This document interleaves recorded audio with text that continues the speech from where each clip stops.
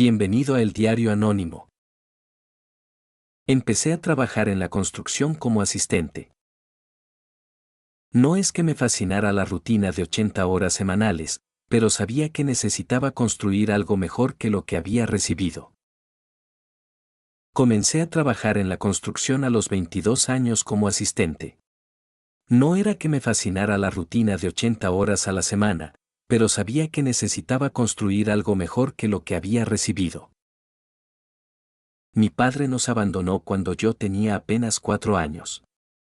Desde entonces fuimos solo mi madre y yo, viviendo en un pequeño apartamento de una habitación con una calefacción que fallaba durante la mitad del invierno. La vi hacer malabares para estirar cada factura lo más posible. Aquellos años me enseñaron que nadie iba a venir a rescatarnos. Si quería algo diferente en mi vida, tendría que construirlo con mis propias manos.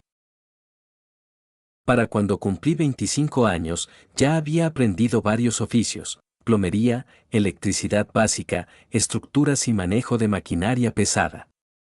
Sabía lo suficiente como para considerarme peligrosamente útil. Había logrado ahorrar lo suficiente para comenzar a tomar clases nocturnas de administración de empresas.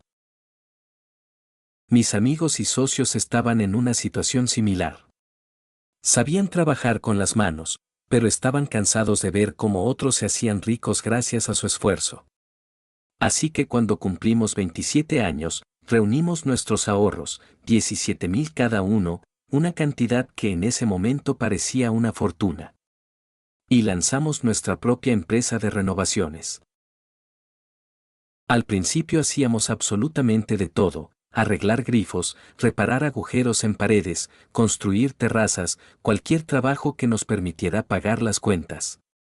Nuestra oficina era mi garaje, 3 mesas plegables y una cafetera que dejaba de funcionar cada 3 días.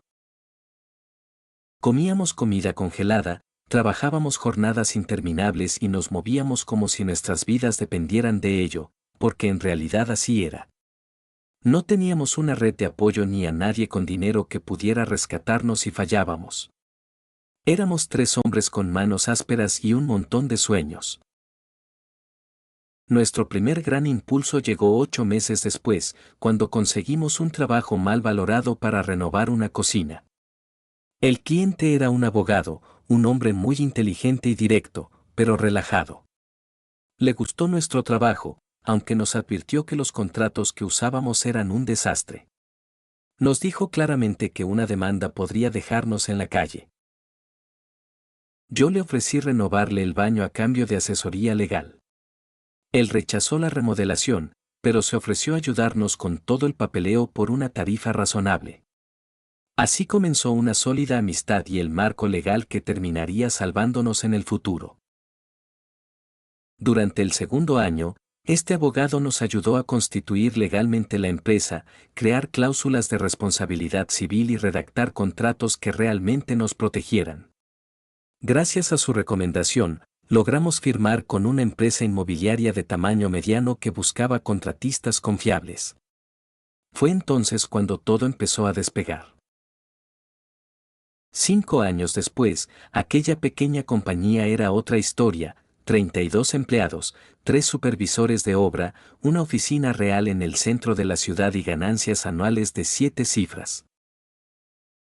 Mi historia con mi esposa comenzó mucho antes de ese éxito.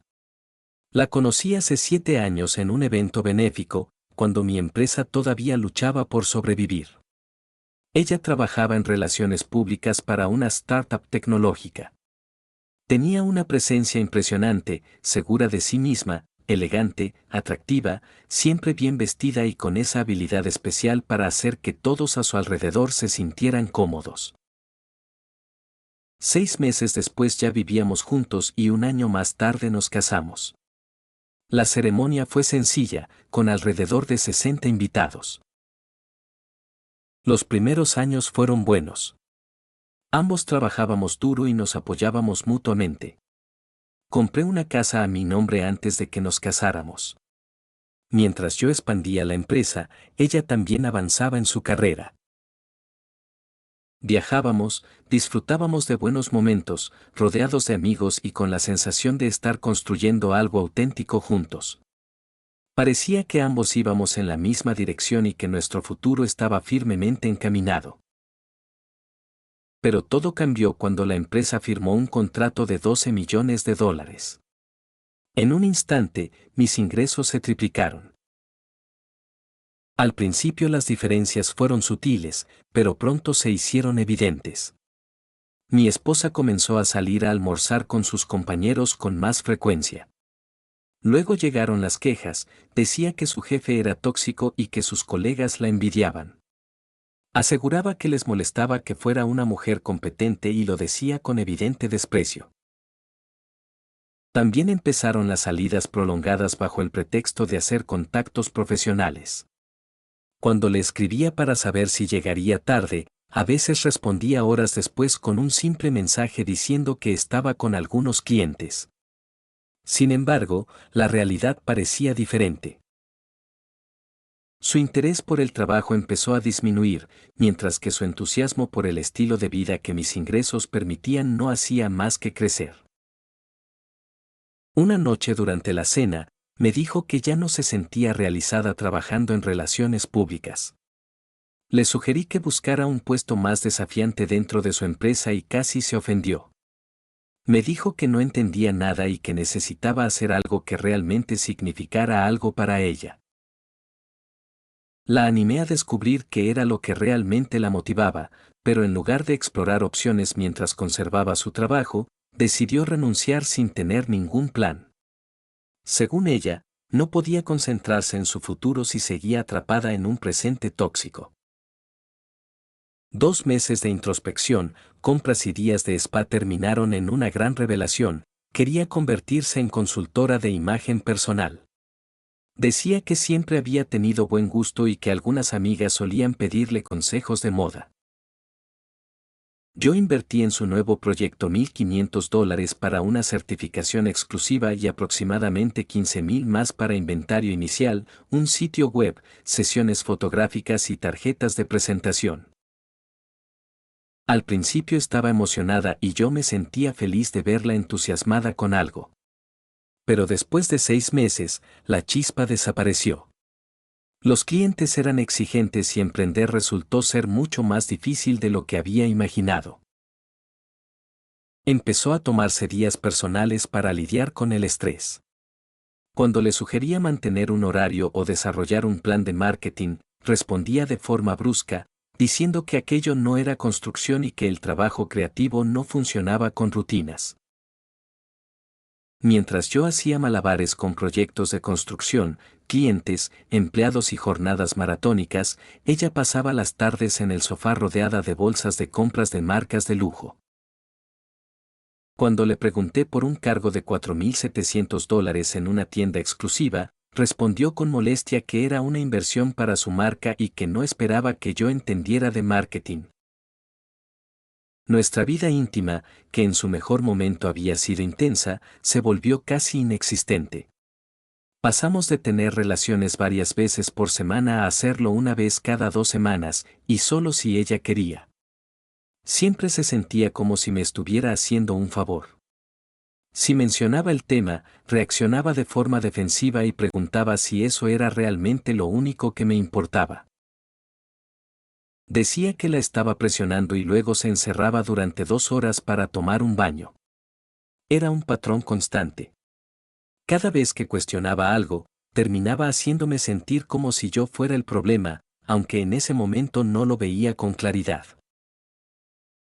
Todo empeoró cuando apareció su nueva mejor amiga, una mujer de 37 años que se había divorciado 2 veces.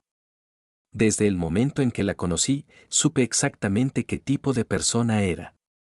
Vestía ropa de diseñador y vivía pendiente del espejo. Tenía una risa tan falsa como condescendiente. Su Instagram era un catálogo de lujo sin una fuente visible de ingresos. Vivía de acuerdos de divorcio y sabía perfectamente cómo mantener ese estilo de vida.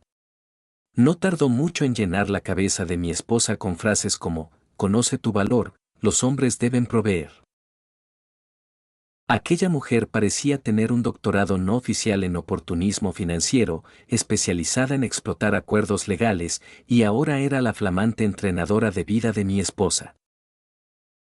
Desde que comenzaron a pasar más tiempo juntas, todo cambió.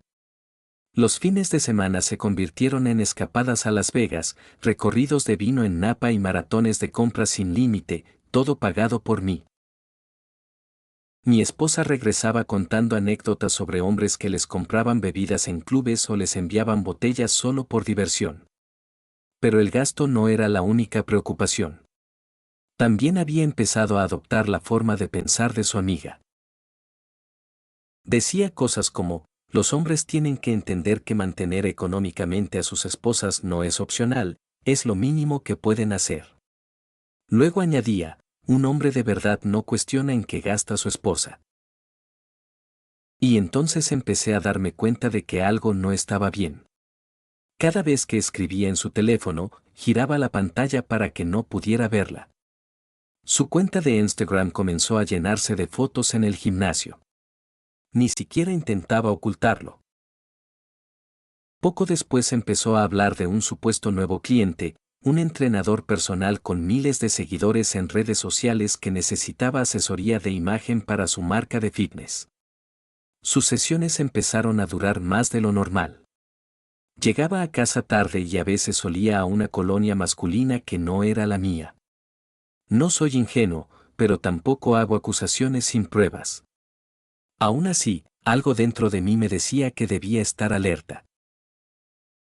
Con el trabajo acumulándose, traté de no perder la calma, pero uno de mis socios notó el cambio. Me preguntó si todo estaba bien después de que cometiera algunos errores en unos planos. Intenté restarle importancia, pero insistió.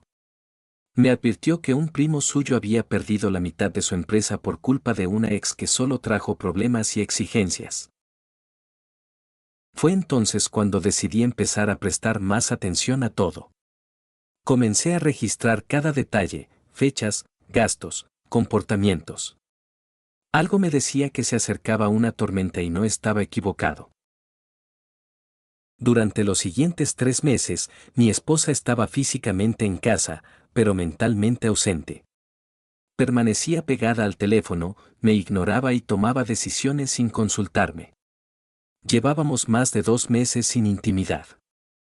Siempre había una excusa, cansancio, estrés o compromisos. Una noche intenté acercarme a ella y se rió. Me dijo que ni siquiera lo pensara porque tenía una reunión temprano. Después se quedó despierta hasta la madrugada viendo series. Empezó a criticar mi ropa, mis amigos y mis decisiones. Decía que debería dejar que ella me aconsejara. Comentaba con desdén que mis jeans estaban pasados de moda, mientras ella gastaba miles en su negocio. Una tarde, mientras revisaba presupuestos de construcción, me dijo que si tuviera más visión empresarial contrataría a alguien para hacer ese trabajo por mí. Añadió que las personas exitosas delegan. Volvió a mencionar al entrenador personal. En ese momento empecé a comprender hacia dónde se dirigía todo. Hubo 2 momentos clave que confirmaron lo que ya sospechaba. El primero ocurrió un jueves cuando llegué temprano de una obra alrededor de las 2 de la tarde. Al entrar encontré a mi esposa y a su amiga sentadas en la cocina conversando con vasos de agua con gas. Escuché a su amiga decir que debía asegurarse de tener bien organizada su salida y poner primero sus finanzas en orden. Comentaba que su segundo marido había intentado ocultar bienes, pero que su abogado lo había descubierto todo. Cuando me vieron entrar, se quedaron en silencio. Mi esposa forzó una sonrisa y dijo que era una sorpresa verme tan temprano. Les pregunté de qué estaban hablando y su amiga respondió que estaban ayudando a una conocida a salir de un matrimonio tóxico. No les creí ni por un segundo. Esa misma noche llamé a un viejo amigo abogado y le conté todo lo que había escuchado. Respondió en la primera llamada y fue directo al punto. Me dijo que ella planeaba irse y llevarse todo lo que pudiera. Añadió que debíamos adelantarnos, pero hacerlo todo de manera completamente legal. A la mañana siguiente me reuní con él en su oficina y diseñamos un plan: documentar su abandono emocional, financiero y físico, proteger los bienes adquiridos antes del matrimonio y reunir pruebas sin violar la ley. Durante 3 semanas seguí sus instrucciones al pie de la letra. Registré con precisión el valor de mi empresa, detallando cuánto había crecido gracias a mis inversiones previas al matrimonio y a interminables jornadas de trabajo. Mi amigo pidió al contador un informe completo con gráficos de crecimiento. Instalé cámaras en las áreas comunes de la casa, algo permitido legalmente, y almacené todo en una nube segura. Anoté sus ausencias diarias, sus constantes rechazos a la intimidad, los días en que no compartíamos absolutamente nada y su evidente desinterés. También recopilé recibos de sus gastos excesivos. En solo 3 meses había gastado más de $7,000 en regalos para el entrenador personal, además de viajes que ella llamaba desarrollo de negocios. Elaboré un inventario detallado de nuestras pertenencias con recibos que demostraban que habíamos adquirido antes del matrimonio y que después. El otro punto de quiebre llegó cuando su teléfono vibró mientras ella se duchaba. En la pantalla apareció una vista previa de un mensaje del entrenador. Decía que no podía esperar hasta la semana siguiente, cuando ya no tendrían que esconderse. Tomé rápidamente una captura de pantalla. No dije nada todavía. Era fundamental que ella diera el primer paso. Un abandono formal fortalecería mi posición legal. El lunes siguiente comenzó como cualquier otro día. Trabajé con normalidad, compré unos buenos cortes de carne para la cena y regresé a casa. Mi esposa había estado distante todo el fin de semana, pegada al teléfono y dando excusas vagas. Fingí tranquilidad. Estaba frente a la parrilla cuando regresó de otro de esos almuerzos de negocios con su amiga. Según sus historias de Instagram, habían pasado 6 horas bebiendo en una terraza elegante.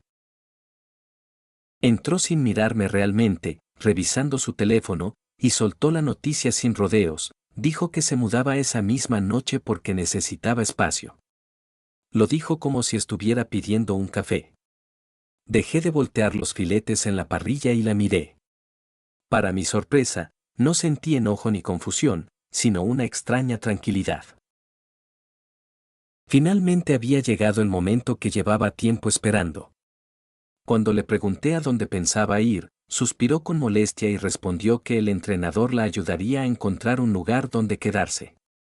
Aquel cliente al que supuestamente asesoraba con su imagen tenía una habitación libre. El mismo cliente con el que llevaba meses engañándome, y esa supuesta habitación libre era claramente su cama con beneficios incluidos. Le respondí con calma que si eso era lo que quería, estaba bien. Mientras volvía a los filetes que ya empezaban a quemarse. Pareció desconcertada por mi serenidad, como si hubiera esperado súplicas o lágrimas. Pero no ocurrió nada de eso. Lo que ella no sabía era que yo llevaba tiempo distanciándome emocionalmente mientras la veía destruir nuestro matrimonio día tras día. Me dijo que hablaba en serio y que no debía buscarla porque necesitaba ordenar su vida por su cuenta. Respondí que estaba bien y que era su decisión.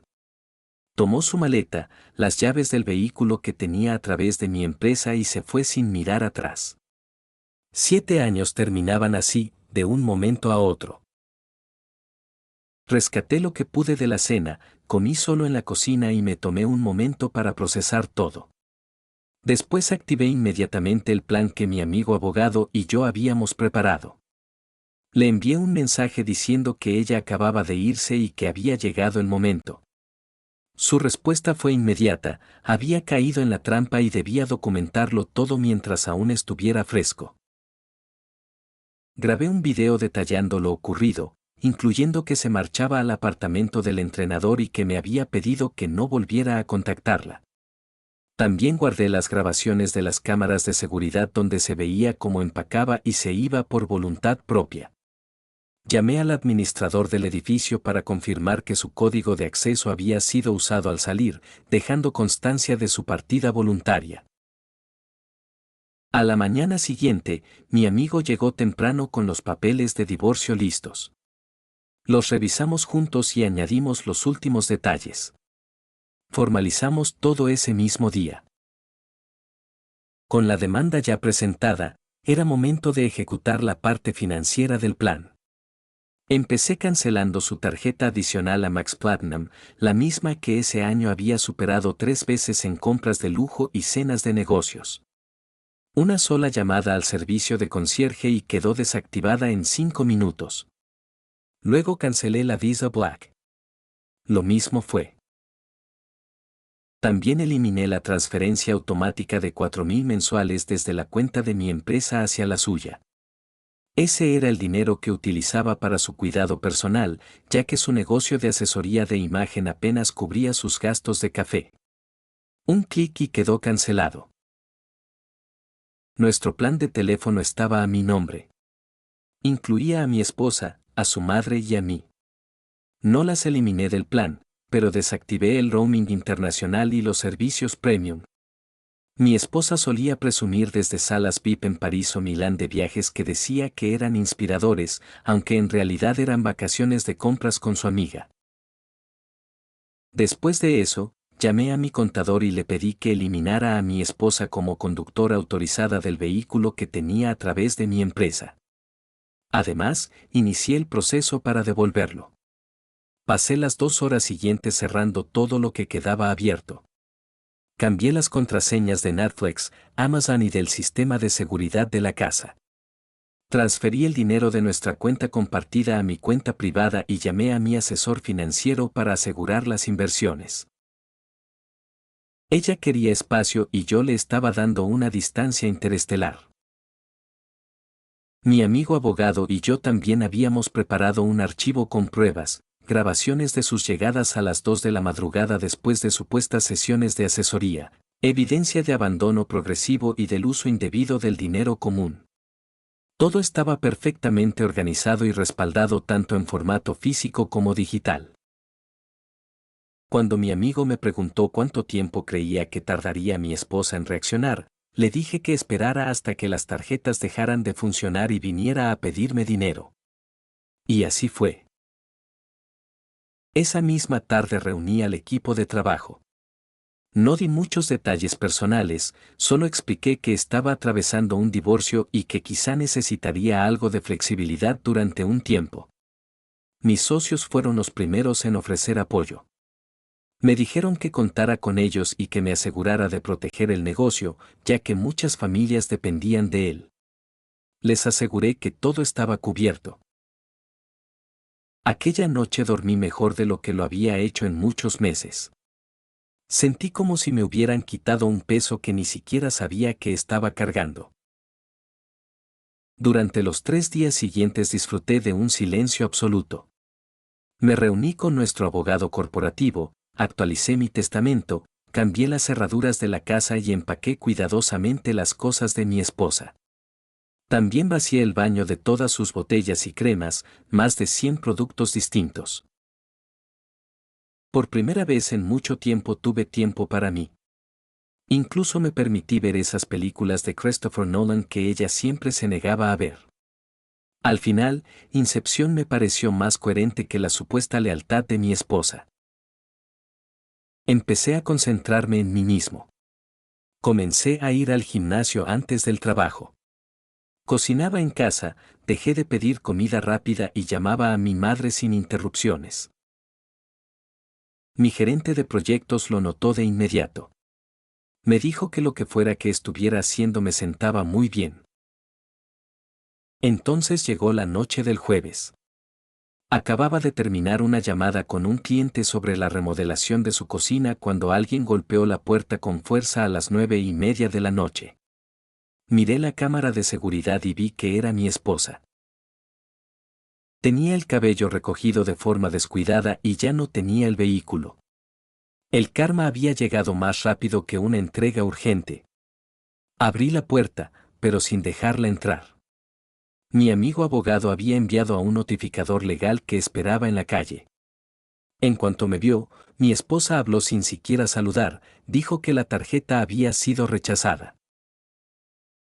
Contó que estaba con el entrenador personal y algunos clientes cuando ocurrió y que había sido humillante. Le respondí con calma que todas las tarjetas y transferencias habían sido canceladas. Me preguntó por qué había hecho eso, diciendo que no podía dejarla sin dinero de esa manera, porque ese dinero también era suyo. Le recordé que había decidido irse, que ya no formaba parte de ese hogar y que, por lo tanto, ya no tenía acceso a esos gastos. Entonces comenzó a llorar y a suplicarme que no le hiciera eso. Dijo que estábamos casados y que la mitad le pertenecía. Incluso amenazó con que su abogado me destruiría. En ese momento envié un mensaje al notificador para que se acercara. Cuando le mencioné que ya había presentado la solicitud de divorcio, su rostro cambió de furia a pánico. Dijo que no podía hacer eso y que solo necesitaba tiempo para pensar. Intentó justificarse diciendo que solo quería un descanso. La interrumpí. Saqué mi teléfono y reproduje una grabación legal en la que ella admitía que iba a vivir con el entrenador personal y que no quería ningún contacto conmigo. Luego le mostré el archivo con las pruebas de abandono y el registro del deterioro de nuestra relación. Todo estaba documentado. Antes de que pudiera decir algo más, el notificador se acercó y le entregó los papeles de divorcio. Fue entonces cuando comprendió que ya no tenía el control de la situación. Me dijo que me arrepentiría y que yo le debía todo, asegurando que sin sus conexiones yo todavía estaría trabajando en un garaje. La vi perder los estribos a través de la cámara de seguridad. Pateó una maceta, se lastimó el pie y rompió el sobre para leer los documentos con desesperación. Finalmente llegó un Uber. Se marchó cojeando y maldiciendo como si estuviera interpretando un papel dramático digno de un premio. Si existiera un premio al mejor berrinche por una tarjeta rechazada, mi esposa lo habría ganado sin competencia. Mientras me servía una bebida, envié un mensaje a mi amigo abogado informándole que los documentos habían sido entregados y que el colapso había sido total. Su respuesta fue simple, ahora solo quedaba esperar el contraataque, y no se equivocaba. La semana siguiente fue un desfile de caos. Las llamadas a mi oficina comenzaron de inmediato. Solo el lunes, mi gerente de proyectos recibió 6 llamadas de mi esposa, todas exigiendo hablar conmigo por un supuesto asunto financiero urgente, aunque después cambió la historia diciendo que se trataba de una emergencia familiar. Mi gerente me dijo incómodo que mi esposa seguía llamando. Explicó que ella había mencionado que su madre estaba hospitalizada, pero que cuando le ofrecieron tomar un mensaje, simplemente colgó. Le agradecí y le pedí que bloqueara su número de la línea de la oficina. También le aclaré la situación, le dije que ella ya no era mi esposa y que su madre estaba perfectamente bien. Entonces comenzaron a llegar los mensajeros no solicitados. Amigos en común empezaron a enviarme mensajes con frases como, ¿no crees que fue cruel presentar el divorcio tan rápido? Mi respuesta era directa, mi esposa dejó nuestro matrimonio para irse a vivir con otro hombre. La mayoría retrocedía después de escuchar eso. Nuestro grupo social se dividió casi de inmediato. Los verdaderos amigos se mantuvieron firmes. Uno de mis amigos de toda la vida me dijo durante un almuerzo que siempre había sentido algo extraño en ella, como si fuera demasiado perfecta, como si estuviera actuando todo el tiempo. Otros se pusieron de su lado, incluyendo algunas parejas con las que habíamos viajado. Uno de ellos incluso tuvo el descaro de darme lecciones sobre cómo salvar mi matrimonio. La ironía era que ese mismo hombre había sido infiel a su novia al menos 2 veces que yo supiera. Poco después comenzó la campaña en redes sociales. Mi esposa actualizó su biografía de Instagram con una frase que decía que estaba sanando de un trauma. Luego empezó a publicar citas sobre abuso financiero y hombres controladores. Muy sutil. Nada dice sanación como difamar públicamente a tu ex mientras vives con tu entrenador personal. La gota que colmó el vaso fue cuando lanzó una campaña en GoFundMe titulada Escapando del abuso financiero, con un objetivo de $50,000.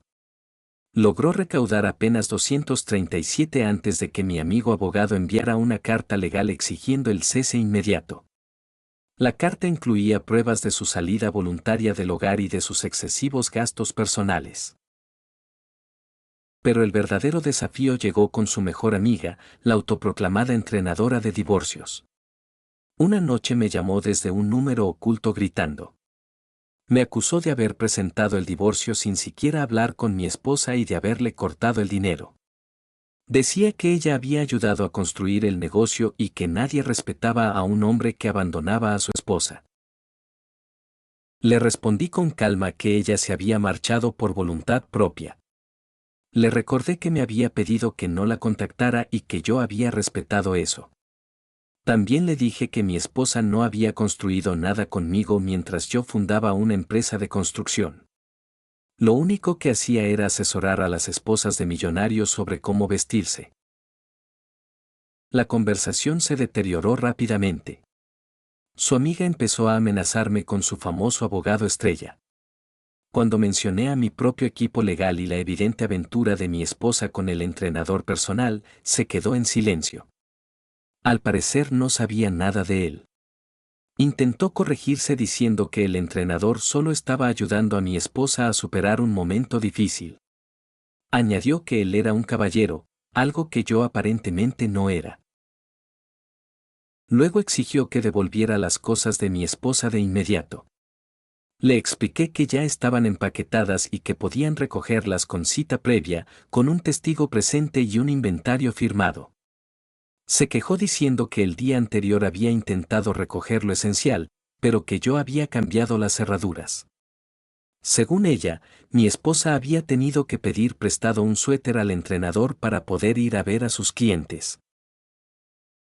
Las cámaras de seguridad habían captado a mi esposa intentando abrir ambas puertas con su antigua llave. Le recordé a su amiga que intentar entrar a una propiedad adquirida antes del matrimonio era allanamiento y que todo estaba grabado. Parecía que esperaban que mi esposa pudiera abandonar el matrimonio y aún así seguir disfrutando de todos los beneficios financieros. Ese intento típico de querer tenerlo todo al mismo tiempo, algo que ya había visto destruir a muchos conocidos, pero esta vez no iba a suceder. Días después, mi esposa apareció en una de nuestras obras de construcción. Mi capataz me llamó inmediatamente para decirme que ella estaba allí preguntando por el presupuesto del proyecto y hablando con los clientes. Le pedí que no hiciera una escena, pero que la mantuviera alejada de los clientes y le dijera que debía marcharse o llamarían a la policía. Cuando llegué 20 minutos después, la vi sentada en el coche de un amigo, observando desde la acera. La ignoré y me puse a trabajar. Se marcharon aproximadamente una hora más tarde. Esa misma noche recibí un mensaje desde un número desconocido. Decía que tuviera cuidado porque conocían personas que podían arruinar mi vida.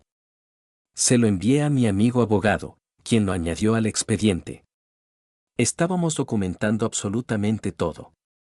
Si empezaban las amenazas, significaba que estaban desesperados, y eso era una buena señal. A la mañana siguiente descubrí varias reseñas negativas sobre mi empresa en Google, Yelp y Facebook. Todas provenían de cuentas nuevas sin historial, acusándonos de cobrar de más, usar materiales de mala calidad y acosar a los clientes. Mi amigo abogado logró que las eliminaran en menos de 24 horas tras presentar pruebas de acoso dirigido. También presentamos una denuncia por amenazas y difamación. La semana siguiente ocurrió algo aún más absurdo. La madre de mi esposa apareció en mi oficina llorando y rogándome que arreglara las cosas con su hija. Me dijo que ella estaba devastada, que había cometido un error y que yo la estaba castigando por ello. Siempre había respetado a su madre, pero no iba a dejarme manipular. Le respondí con calma que su hija se había ido a vivir con otro hombre y que además me había pedido que no la contactara. Eso no era un error, era una decisión. Ella insistió en que yo trabajaba demasiado y que por eso mi esposa se había sentido sola. Ignoraba por completo el tema del entrenador personal. Le recordé tranquilamente que mi esposa tenía acceso a tarjetas de crédito compartidas con un límite de $50,000, una asignación mensual de $4,000 y un vehículo de lujo. Aún así, decidió dejar todo eso por un entrenador con un pequeño apartamento de una sola habitación. Eso no era confusión, era un plan que salió mal. La madre de mi esposa se marchó sin decir nada más. Parecía sinceramente convencida por la historia de su hija, pero yo no iba a dejarme manipular, ni siquiera por una suegra llorando. Los meses siguientes parecían sacados de un drama legal. Mi esposa me envió una solicitud de dinero a través de una aplicación de pagos, pidiéndome $2,000 para una emergencia. La rechacé con una nota recordándole que había pedido no tener contacto conmigo. Después llegó una carta formal de su abogado exigiendo una pensión temporal de $1,000 al mes, además de seguir utilizando el vehículo. Negaban cualquier infidelidad y afirmaban que mi esposa se había marchado debido a mi comportamiento, emocionalmente negligente y controlador. Mi amigo abogado se echó a reír al leerla. Dijo que solo estaban probando el terreno porque no tenían nada. Respondió con una oferta legal clara, un pago único si firmaba una renuncia total y un acuerdo de confidencialidad. El abogado de mi esposa respondió con más amenazas. Mi amigo respondió con pruebas, grabaciones con fecha de las áreas comunes que demostraban abandono del hogar y registros financieros que mostraban que mi esposa había gastado más de $90,000 en el último año en asuntos personales, sin contribuir prácticamente nada a los gastos de la casa. También presentamos informes detallados de valoración empresarial que demostraban que el crecimiento de la empresa se debía exclusivamente a mis inversiones previas al matrimonio y a jornadas laborales de más de 60 horas semanales. La documentación era concluyente. La empresa era un activo independiente y no un bien matrimonial sujeto a división. La siguiente carta del abogado de mi esposa tenía un tono completamente diferente. Pasaron de decir que nos veríamos en los tribunales a mostrarse dispuestos a negociar y resolver todo de forma amistosa. Es increíble cómo una amenaza de destrucción en la corte puede transformarse en una súplica por sensatez cuando aparecen pruebas sólidas. Mientras tanto, yo continuaba reconstruyendo mi vida. Empecé a entrenar 6 veces por semana. Retomé amistades de las que mi esposa había intentado alejarme y me concentré completamente en proyectos de trabajo que habían quedado estancados. Mi empresa consiguió 2 contratos importantes, en parte porque por primera vez en años tenía toda mi atención enfocada en el negocio. Incluso empecé un proyecto personal, restaurar un automóvil clásico que había comprado por poco dinero. Siempre había querido hacerlo, pero mi esposa lo despreciaba, diciendo que era una pérdida de tiempo y que estorbaba en el garaje. Ahora el tiempo me pertenecía. Mis socios lo notaron enseguida. Uno de ellos me dijo que últimamente estaba arrasando después de cerrar un acuerdo empresarial de $2,5 millones. Bromeó diciendo que el divorcio me sentaba bien. Finalmente, mi esposa programó una visita para recoger sus cosas. Llegó acompañada del entrenador personal. Era un tipo alto y atractivo, con ese estilo genérico de entrenador de fitness de Instagram, aunque claramente incómodo con toda la situación. Se quedó de pie en la puerta mientras mi esposa y su amiga revisaban las cajas que yo ya había preparado. Sinceramente, sentí un poco de lástima por él. Mi amigo abogado también estaba presente como testigo. Incluso enviaron a un asistente legal para documentar todo. El ambiente era tenso. En un momento dado, mi esposa intentó llevarse mi reloj Rolex. Afirmó que ese reloj le pertenecía porque ella lo había elegido para mí. Le respondí con calma que no era así. Fue un regalo de mis socios cuando cerramos la renovación de un contrato importante. Incluso tengo la tarjeta firmada por ellos. ¿Qué clase de hombre acepta regalos de su esposa?, dijo ella. Ex esposa, la corregí. Y uno que guarda todos los recibos. Su amiga seguía interfiriendo en todo, opinando sobre cada objeto. Preguntó si iba a quedarme con aquel cuadro, recordando que mi esposa lo había elegido. Le respondí que sí, porque lo había pagado con mi tarjeta y además el artista se lo había presentado yo. La parte más divertida fue verlas intentar meter maletas, cajas y bolsas dentro del Tesla del entrenador personal. No había forma de que todo entrara. Él estaba sudando, mi esposa estaba furiosa y su amiga no dejaba de complicar todo. Parecía una versión invertida de un coche de payasos. En lugar de salir personas, salían las consecuencias de sus decisiones. Comenté con ironía que el vehículo de lujo que ella había usado antes habría sido útil ese día. Mi esposa me lanzó una mirada llena de rabia. Al final tuvieron que pedir un Uber Axao para llevar lo que no cabía. Cuando finalmente se marcharon, mi amigo abogado me dijo que había esquivado una bala. 6 meses después llegó la fecha del juicio. Habíamos preparado todo hasta el último detalle, cada documento, cada posible pregunta y cada escenario imaginable. Mi exesposa apareció con un atuendo discreto, intentando proyectar la imagen de una esposa devota. Era muy diferente de lo que mostraba en sus redes sociales. Su abogado comenzó con argumentos dramáticos, afirmando que yo la controlaba financieramente y que ella había sacrificado su carrera por mi empresa. Exigió la mitad del valor del negocio, la casa y una pensión permanente. Entonces, mi abogado presentó nuestra defensa. Fue precisa, meticulosa y devastadora. Mostró publicaciones de redes sociales de mi exesposa en los días en que supuestamente trabajaba conmigo. En las fotos aparecía con su amiga en una piscina en Miami con el mensaje tiempo ejecutivo. También demostró que la empresa había sido creada 3 años antes de que yo siquiera la conociera.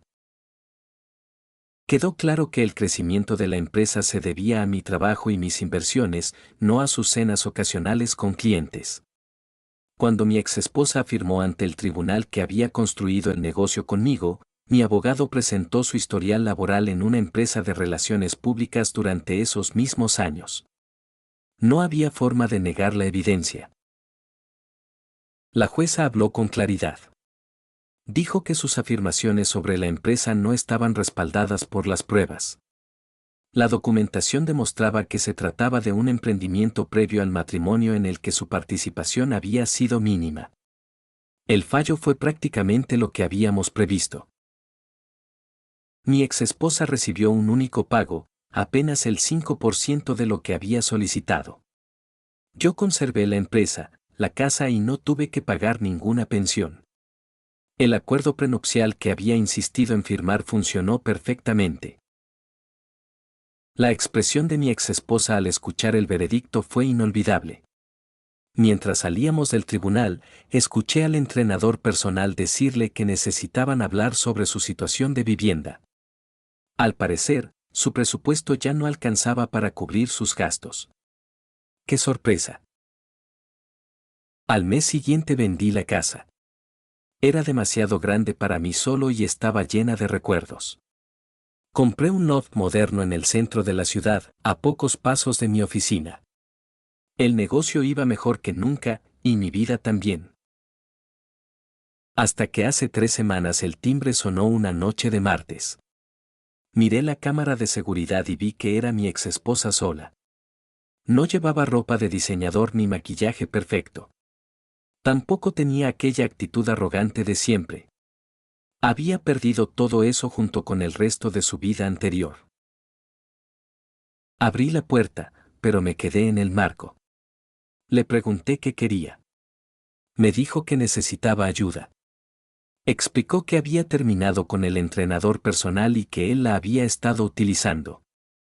Contó que una amiga la estaba alojando temporalmente, pero que debía irse en una semana.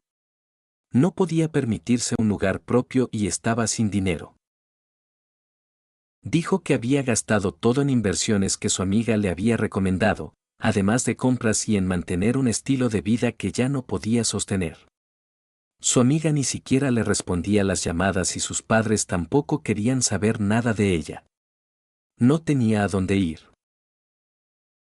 Entonces llegó el intento de reconciliación. Dijo que había cometido un error y que ahora lo veía con claridad. Sugirió que podríamos intentarlo de nuevo porque ahora entendía lo que había perdido. Casi me reí. Le respondí con calma que eso no iba a suceder. Entonces me pidió si podía prestarle algo de dinero, solo hasta que lograra recuperarse. Tenía una entrevista de trabajo la semana siguiente. La miré fijamente. Aquella era la misma mujer que había jurado que me arrepentiría, la que quiso quedarse con la mitad de mi empresa, la que me engañó y mintió durante meses. Y ahora estaba pidiéndome un favor. Le recordé que había querido libertad e independencia, y que ahora las tenía. Le deseé suerte con su entrevista y cerré la puerta. Desde el otro lado preguntó si realmente iba a dejarla sin nada.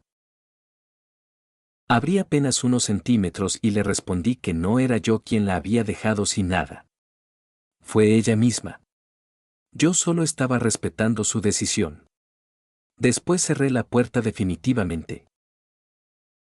A veces me detengo a pensar en todo lo que invertí en esa relación, los años compartidos, los buenos momentos que ahora parecen tan lejanos y las señales que ignoré creyendo que el compromiso era suficiente. Me tomó tiempo entender que no se puede construir algo sólido cuando solo una persona carga con todo el peso. Pero la verdadera lección llegó después.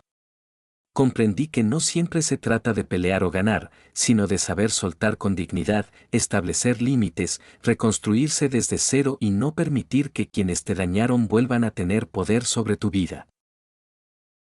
Ella eligió su camino y yo el mío. Sus decisiones la llevaron a tocar fondo, pero ya no es mi responsabilidad rescatarla. Lo único que puedo hacer es seguir avanzando sin mirar atrás, sabiendo que me mantuve firme cuando más importaba.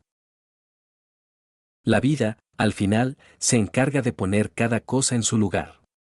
Y desde donde estoy ahora puedo decir que no me equivoqué al cerrar esa puerta. Si te ha gustado la historia, deja un comentario, un me gusta y una suscripción si todavía no lo has hecho.